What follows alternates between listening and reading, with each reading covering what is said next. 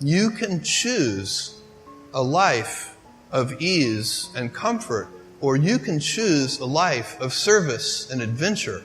Which one of those, when you're 90 years old, are you going to be more proud of?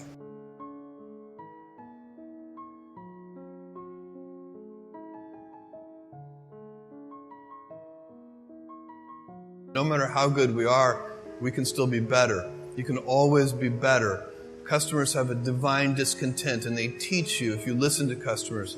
So we watch for that, and we see patterns, and we can find places where it's not working, something's going wrong, and that's really how I get the feedback, is from customer input. And often, in all caps, angry, you ruined my child's birthday because the gift didn't show up on time.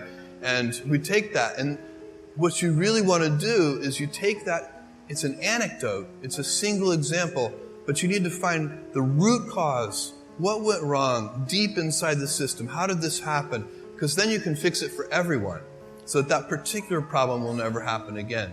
You don't just fix the symptom, you have to fix the root cause. And that's been the secret to our operational success for 20 years.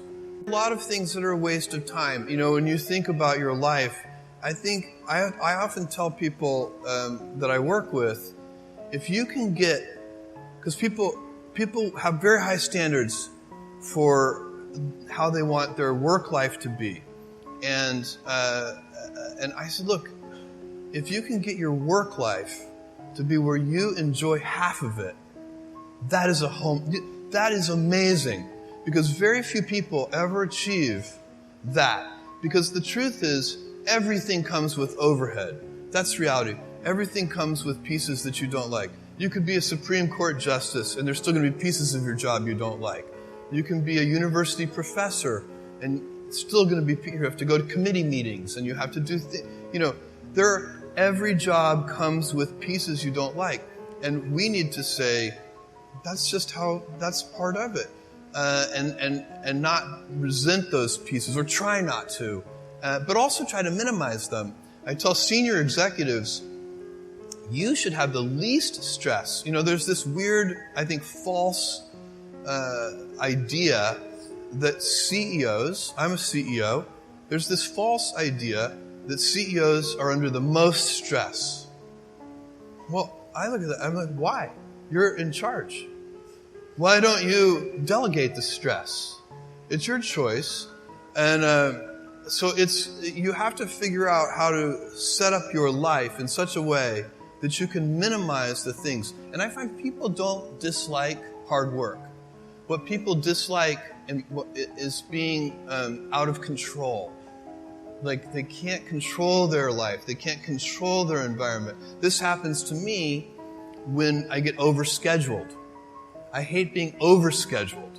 I want some time to be able to think and free myself. We all have the same amount of time in the world. Nobody has more time than anybody else. And when you become a very successful person, one of the things, you start to get overscheduled. You have this event. You had to agree to do this. And maybe last night you were like, why did I agree to do this? I have to go on stage tomorrow. I wish I were really with my family. And, or I hope maybe not this case. Let's say that you like this one. But in general, that kind of thing happens. And so you have to guard your time and try to stay a little bit flexible. So that's, for me, it's not a waste of time, but I like to have some freedom of movement rather than having every minute of every day scheduled. So a young person starting their career, I think there are probably a lot of things. Some of them are very well known and people have heard them many times. They're still true. One of those is you should always focus on, a young person should find something that they're passionate about to do.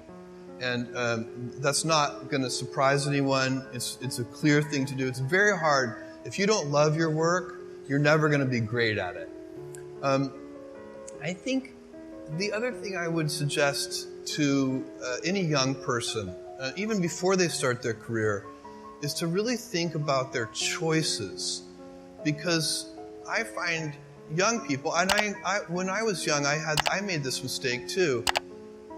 You can get very fixed on your gifts. So everybody has gifts. You know, you have gifts and you have things that you didn't get gifted. Maybe you're extremely beautiful. Maybe you're extremely good at mathematics. There are a lot of things that you can be given.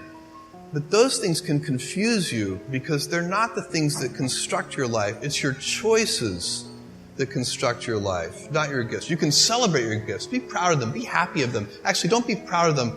Be celebratory of them. But you can't be proud because they're gifts. They were given to you. You didn't earn them. You can only be proud of the things you earn.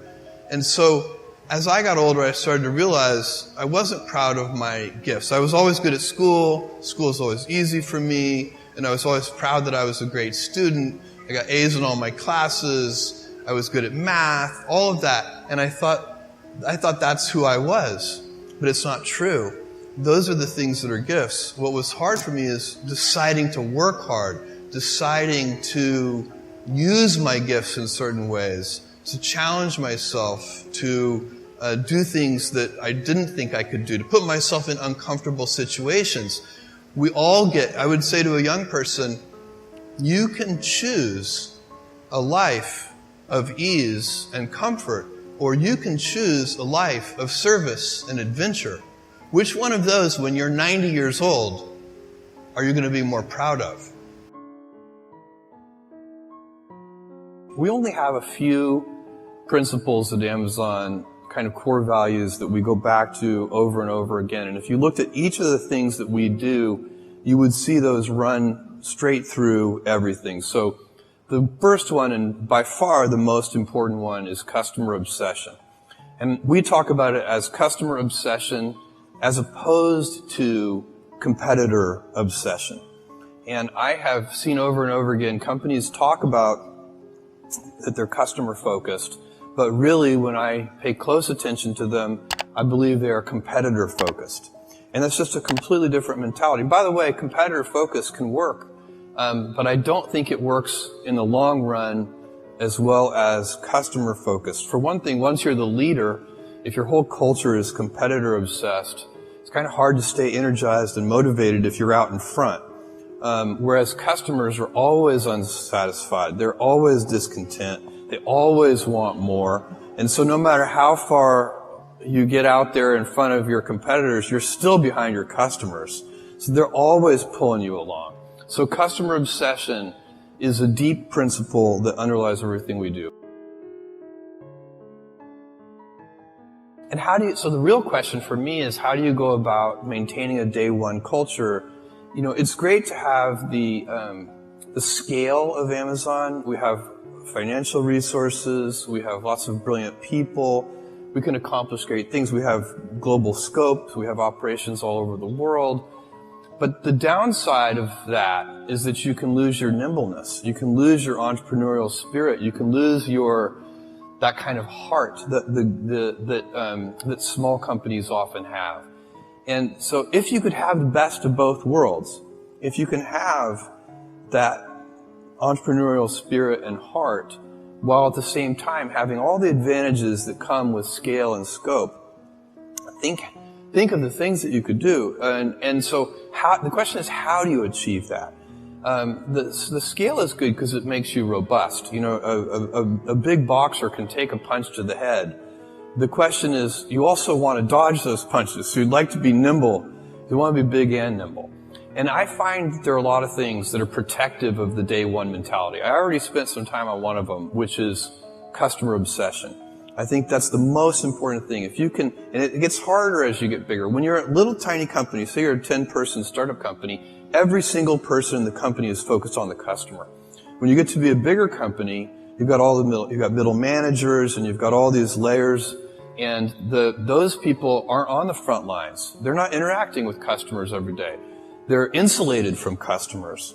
And they start to manage not the customer happiness directly, but they start to manage through proxies like metrics and processes, and some of those things can become bureaucratic. So it's very challenging. But one of the things that happens is that decision-making velocity slows down. And I think one of the reasons that happens is that people, all, say, junior executives inside the big company, start to model all decisions as if they are heavyweight, irreversible, highly consequential decisions. And so even two-way doors, you make a decision, it's the wrong decision, you can just back through the door and try again. Even those reversible decisions start to be made with heavyweight processes. And so you can teach people that these pitfalls and traps, and then teach them to avoid those traps. And that's what we're trying to do at Amazon, so that we can maintain our inventiveness and our heart and our kind of small company spirit, even as we have the scale and scope of a larger company. If the stock is up 10% this month, don't feel 10% smarter, because when the stock is down 10% some month, you're going to have to feel 10% dumber, and it's not going to feel as good. And so it's, ownership is, we give most of our compensation, is done in terms of, stock compensation. And part and parcel with ownership is a mentality of long-term thinking. Owners think longer term than renters do. So I have a friend who rented his house to some tenants, and instead of getting a Christmas tree stand at Christmas, they just nailed the Christmas tree into the hardwood floors of the house. No owner would ever do that.